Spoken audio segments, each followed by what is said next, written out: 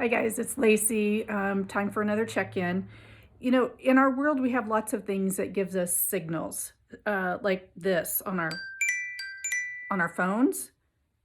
You know, we might have different sounds to indicate different people are calling us, different signs or signals that tell us it's a text message, it's an alarm. There's lots of things around us that give us signals that something has occurred. And our bodies are kind of that same thing. We get signals from our bodies as well. If your knee hurts, and it keeps hurting and it won't go away, it might be a signal that there's something wrong with your knee.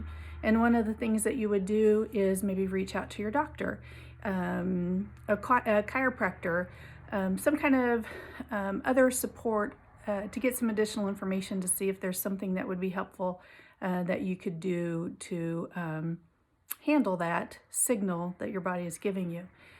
We get other signals as well, sometimes through our behaviors and the way we handle things. Right now, we know our world is in a different place, and our body can give us signals with how we're handling these different times.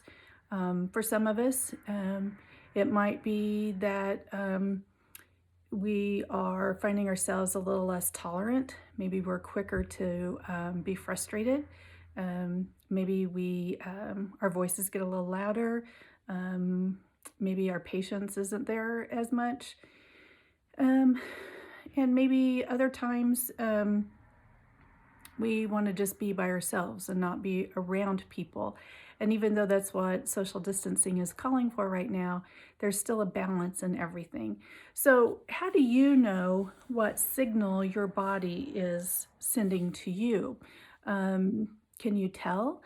You know, when I work with classrooms and families and help read signals from children, we look at that. What are they trying to let us know through the signals that they're giving us?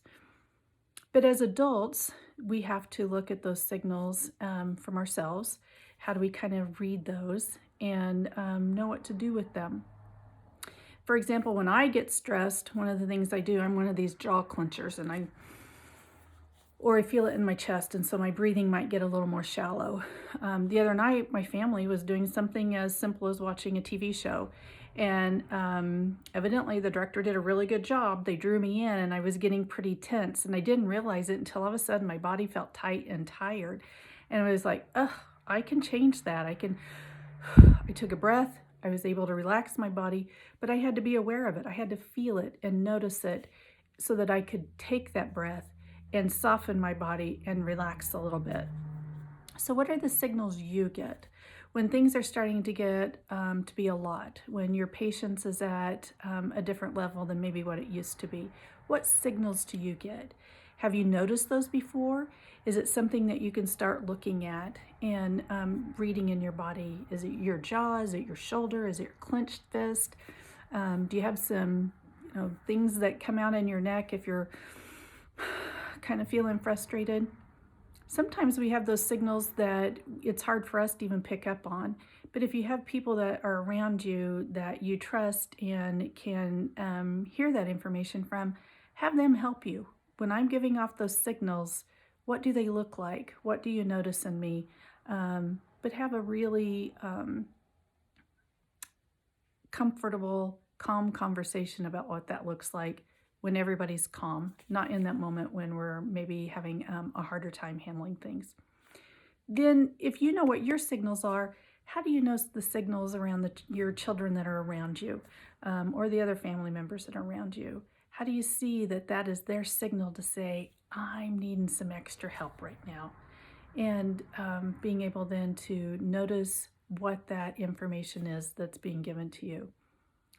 Remember, we have a whole mental health department here that's ready and willing to help you.